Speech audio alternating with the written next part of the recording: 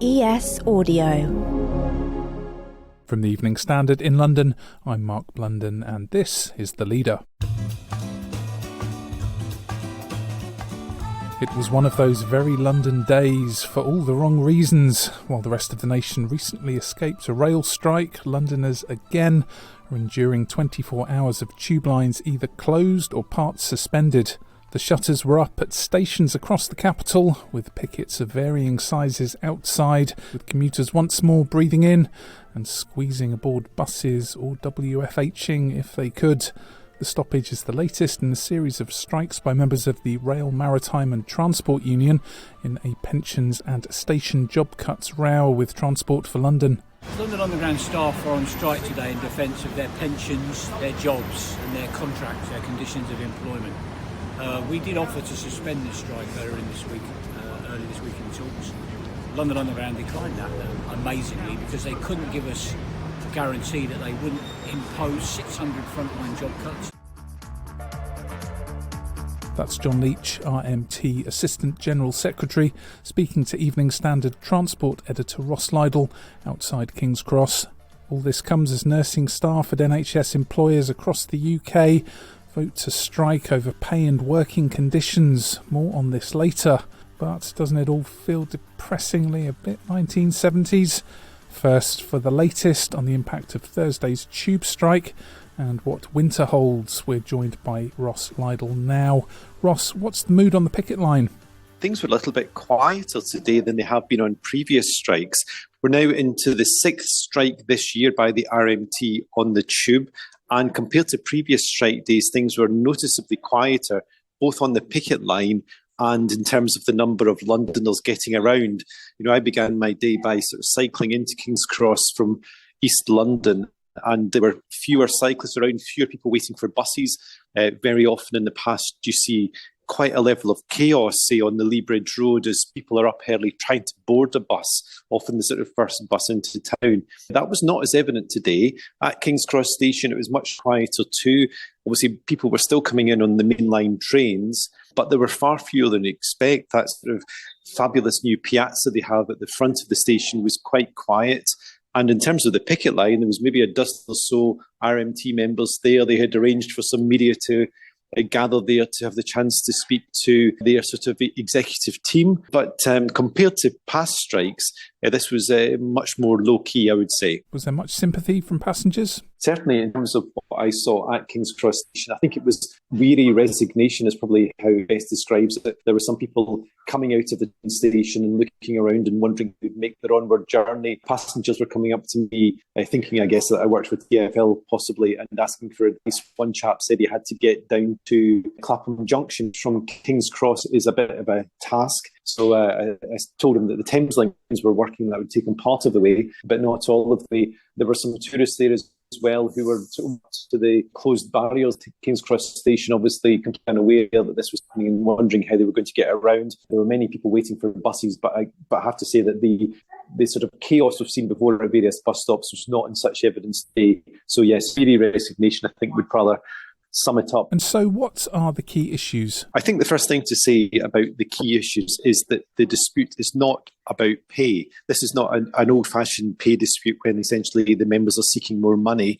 TfL did award all its staff an 8% rise back in April, which was the last year of a 4-year pay deal struck in the days long before anybody had ever heard of COVID. And that was linked to inflation. So actually, because inflation was rocketing by that stage, the tube workers got a rather handsome rise that many of us would be a little bit envious of. What this tube strike is about is essentially two issues. One is pensions, and the second is the number of staff working at stations. Could you break down the fine print for us? In essence, what has happened is that the government, as part of its numerous bailouts to TfL during the pandemic, has required TfL to look at its pension scheme and how much it costs it each year to contribute to that pension scheme.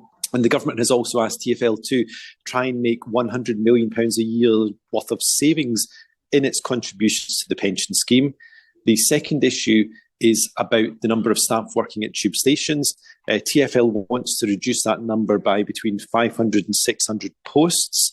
It says it's only going to do that by essentially not replacing staff who leave or retire. It's not requiring anybody to lose their job or not requiring any redundancies. However, the RMT is both fighting very strongly on pensions, on protecting the pension benefits of its members, and it's also resisting the number of job cuts at stations, because it says the impact of that is that on workers who remain, often you could end up with very few working late at night, and that's not as good or not as safe for them or indeed for passengers. Who's Mayor Sadiq Khan backing in all this? Is he for the RMT or TfL? Sadiq Khan, as the Mayor of London, is also the chairman of the Transport for London board, so he's obviously the main employer. He's almost like the fat controller of the London Underground. Slightly at arm's length, he leaves many of the negotiations to his officials, but he is very much saying to the unions, please, there's no need for this strike, but he is on the side of the employer rather than the unions, despite being naturally sympathetic to unions as a Labour mayor. And finally, Ross, how are things looking into the winter? What is happening here as well is that the RMT is currently reballoting its tube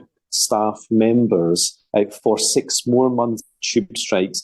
It feels very much to me that the unions are absolutely not prepared to concede on pensions. They essentially see the pensions as probably the only key perk that still remains for many tube staff, and they are not willing to see these pensions reduced in value. So I think they've really dug in for the long haul here. And unless, Sadiq Khan has promised that he will actually not approve any detrimental changes to the pension scheme. And unless that is actually put in writing and the unions feel there is that safeguard, I cannot see this strike ending anytime soon.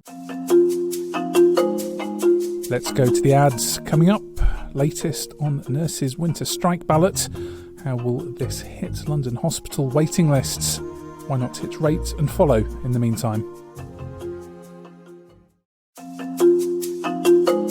Now, for the latest on those potential nurses' strikes, we're joined by Evening Standard health reporter Daniel Keane. But first, here's Pat Cullen, General Secretary of the Royal College of Nursing. Nurses are now being pushed to the knife edge, not able to pay their bills, not being able to look after their households, and worrying about where the next money is going to come to make ends meet. And then when they go into work, they're equally getting a raw deal, because they go into work every day to try and look after their patients in the best possible way, and they're faced with tens of thousands of vacancies. Daniel, what's the latest you're reporting on Thursday? 2 huge pieces of news regarding the NHS. Firstly, that the number of people waiting for treatment at the end of September had reached 7.1 million, which is the highest figure ever at the end of September. And secondly, of course, yesterday, that announcement from the Royal College of Nursing that strikes will go ahead across England. That includes 9 strikes in London, 9 strikes across NHS trusts in London, I should say, and around the country, it's around half of NHS employers. So it will really have quite a big impact going into the winter. So in a sense, one will make the other worse. It's very unlikely we're going to get through this backlog without proper, adequate nursing staff levels. What's the Royal College of Nursing calling for? So the union want a pay rise of inflation plus 5%. RPI inflation is running at around 12%. So you're looking basically at a 17% pay rise. But I think what's interesting is the union really see this as correcting a long-term deficit in pay. So they commissioned research last month, which found that in real terms, the salary of an experienced nurse had fallen by 20%. So the way that they see it is actually they're trying to bring nursing pay back to where it was quite a long time ago, and not just to weather the storm of the economic turbulence in the coming months. What are some of the main London hospitals and trusts that could be hit with industrial action, particularly as they battle these COVID backlogs? There's some really, really big hospitals in London which are involved in this strike. Guy's and St Thomas, one of the biggest trusts in London, but you also have more specialist hospitals like Great Ormond Street, so obviously for children, and then the Royal Marsden for cancer. I think it's important to note that we don't really know what staffing levels are going to look like, because the RCN is negotiating this with each individual trust. So we should get a clearer picture of just what an impact this will have on treatment in the next few weeks, possibly in the next fortnight. But certainly in terms of particularly getting through a backlog of care that already exists, it will be hugely harmful. Is there much appetite from the government to head off nurses' strike action? To be honest, we've had 2 different health ministers in the past 10 weeks. The messaging has been very slightly different. When I spoke to former Health Secretary Theresa Coffey around a month ago, she took a very, very hard line, and there was no suggestion that a negotiation was going to take place. In a sense, that hasn't changed. Steve Barclay is still quite bullish about pay. They say they've accepted the pay review body's recommendation, and that's it. However, sources close to Barclay have kind of been briefing that he is in listening mode, is what they're saying. He wants to hear from nurses about their concerns. And I think one of the things that's important to note is, while the government may not move on pay, one of the reasons that nurses are striking is that their actual material working conditions are very bad. They're working very long hours. They're under huge pressure. And one of the things that could alleviate that is a workforce plan. So if the government could publish or could sort of come up with a scheme to recruit more nurses and actually ease the pressure on their working lives, then that could be a way of actually finding a solution to this. It's not necessarily just about pay. That's obviously a huge part of it, but it's about exhaustion and it's about feeling overworked and undervalued. So there are important other things to keep in mind.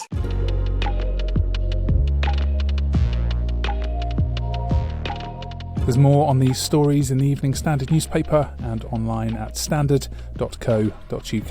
That's The Leader. We're back tomorrow at 4 p.m.